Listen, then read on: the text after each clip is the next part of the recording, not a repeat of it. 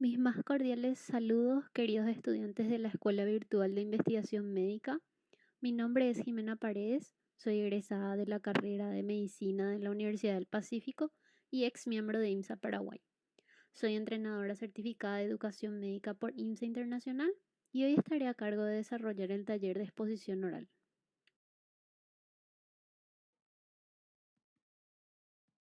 Esta es la lista de contenidos a ser desarrollados durante el taller, iniciando con una pregunta clave. ¿Por qué es importante? Definiendo la relevancia de una buena exposición, dividimos el taller en dos ejes importantes. Primero, la presentación.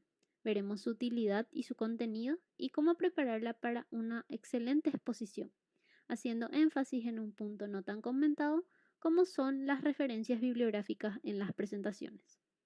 Avanzando así al segundo eje, el presentador o comunicador, veremos recomendaciones de cómo ser un buen presentador y por último repasaremos los puntos claves de todo lo estudiado. Entonces, comenzamos con esta pregunta clave. ¿Por qué es importante hablar de una buena exposición o preparar una buena exposición?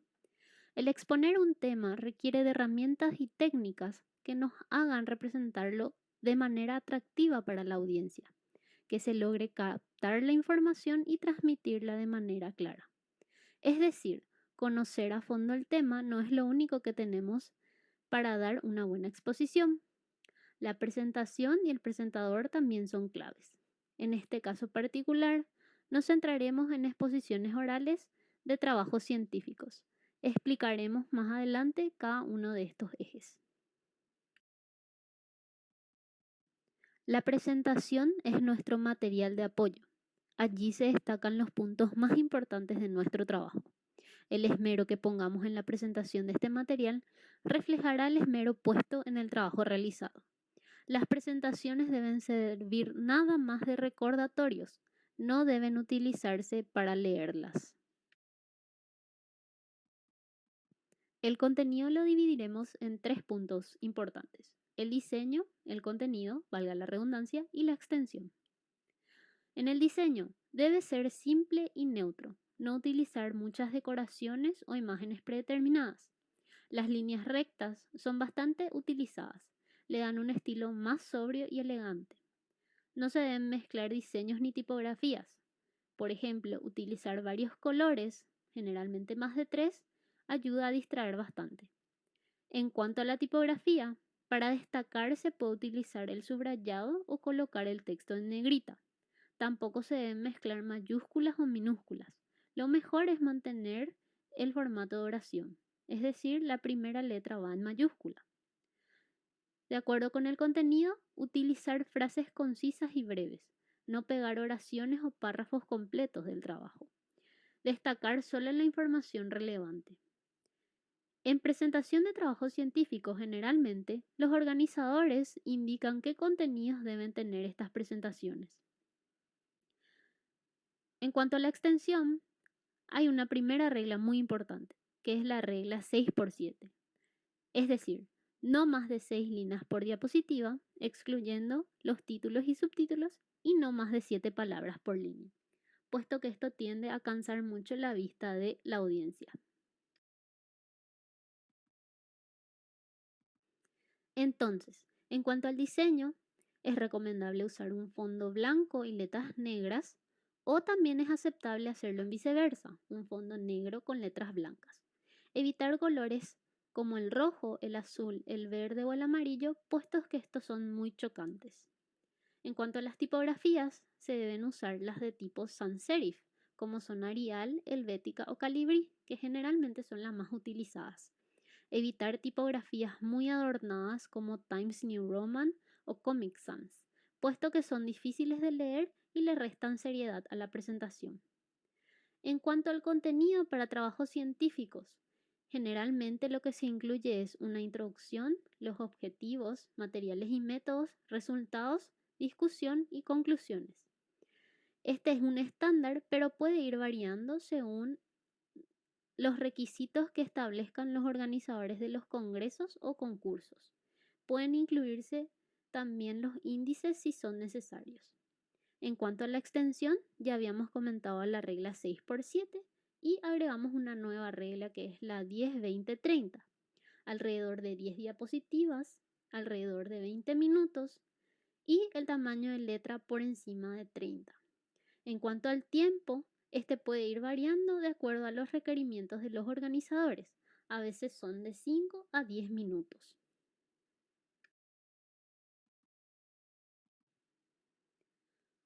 Pasando al siguiente punto, las referencias bibliográficas en presentaciones.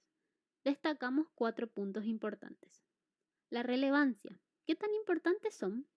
Bueno, solo deben citarse en puntos relevantes, donde sean requeridos. Por ejemplo, cuando se transcribe directamente parte de una bibliografía, se debe mencionar la cita.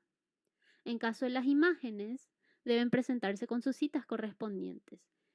Por ejemplo, cuando éstas fueran de referencia para el trabajo o se las utilice para comparaciones. Las imágenes, cabe mencionar, deben estar correctamente identificadas con pie de foto o con título en caso de ser gráficas de resultados. La extensión, recordar siempre la regla 6x7 y utilizar la forma abreviada. Evitar colocar más de 2 citas por diapositiva. No colocar las referencias en el mismo formato extenso como en el trabajo propiamente dicho. Genera mucha distracción y muchas veces no resulta útil para la audiencia. En cuanto a la ubicación, siempre van al pie de página, ubicándose hacia la izquierda. Evitar la lista con todas las citas al final no es recomendable, ni resulta ser tan útil. Si es un requisito para la presentación establecida por organizadores de congresos y concursos, pues así sí se coloca. El formato. El más comúnmente utilizado en presentaciones es el formato APA. Sin embargo, esto puede variar, como habíamos mencionado antes. A veces se pueden insertar recortes de publicaciones que sirvieron de referencia. La cita en este caso debe ser abreviada y en lo posible que el texto no vaya marcado ni destacado.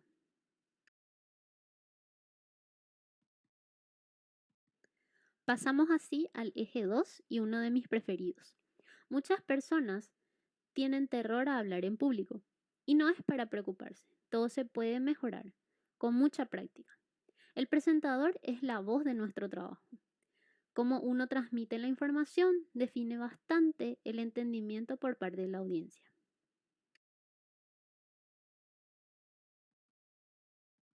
Tres consideraciones a tener en cuenta. El lenguaje corporal. Habla mucho de la persona parada al frente. A través del cuerpo también transmitimos información. La voz. Muchas personas dicen no tener voz de locutor de radio o de presentador de noticias y que por esa razón no pueden presentar. No es la voz en sí misma, sino cómo se utiliza en una exposición para que ésta suene interesante. Y la presentación personal. Aunque no lo crean, la imagen propia habla mucho de cuánta dedicación le pone uno a sus actividades. La buena presencia del presentador ayuda a captar y mantener el interés en la presentación.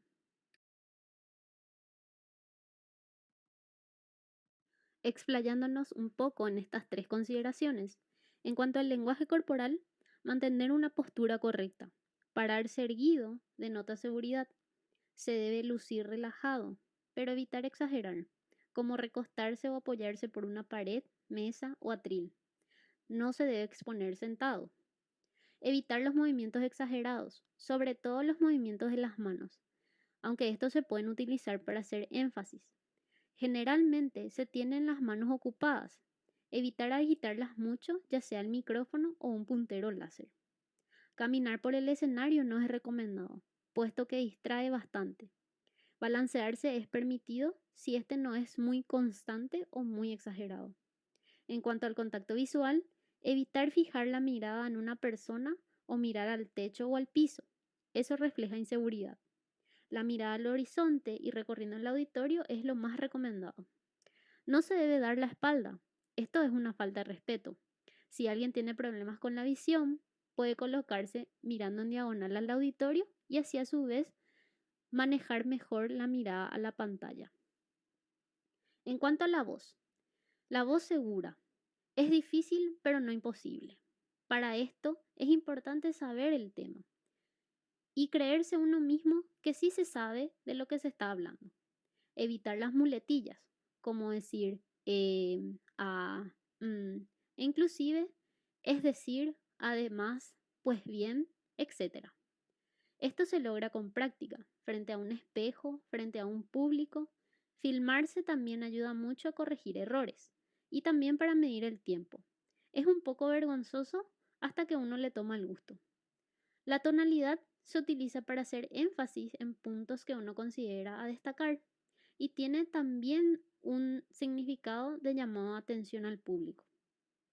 En cuanto a la vestimenta, elegir la vestimenta de acuerdo al horario, ya sea este de día o de noche y de acuerdo a la estación. Recordar no utilizar colores muy brillantes ni estampados muy grandes en el caso de las mujeres, o hasta inclusive simpáticos, como por ejemplo las corbatas con dibujos animados en el caso de los hombres. Evitar la ropa casual como los jeans o calzado deportivo. No utilizar ropa muy brillante y se deben utilizar accesorios delicados y no muy ostentosos, como sombreros grandes o arreglos en el cabello que son grandes y brillantes. Los anteojos no se deben sacar, por algo están ahí.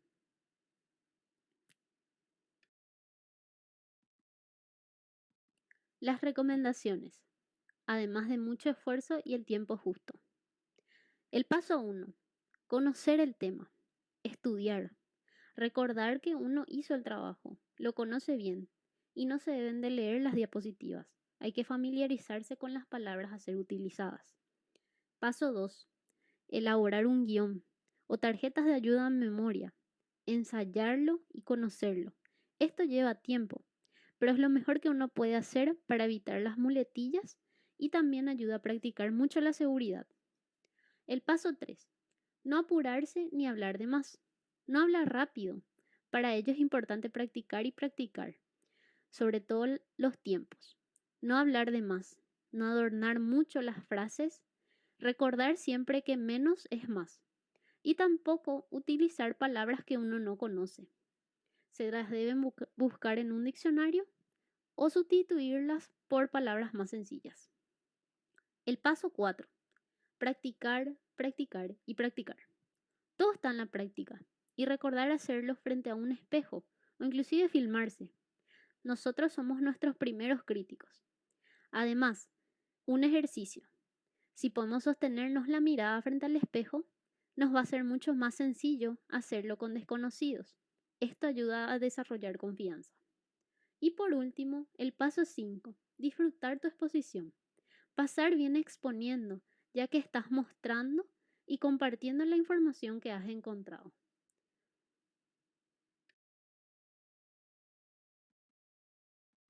Estamos llegando al final. Estos son los puntos clave. Entonces, recapitulemos. Estudiar el tema. Recuerda que conocer el tema da mucha seguridad. 2. Preparar un buen material de apoyo. Es la primera cara del trabajo. Hay que hacerlo bien. Conocer bien este material de apoyo y ensayar con el tiempo establecido. Estos dos puntos van de la mano. Puedes practicar con público, ya sea uno mismo o personas cercanas. Esto ayuda a las críticas y las críticas ayudan a mejorar. Y por último, no te olvides de disfrutar.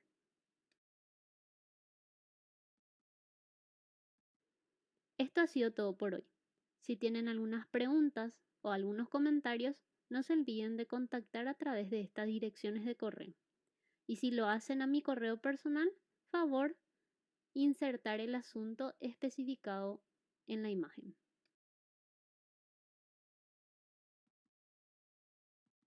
Muchas gracias por su atención y recuerden, todo gran orador fue un mal orador en sus inicios. A no rendirse.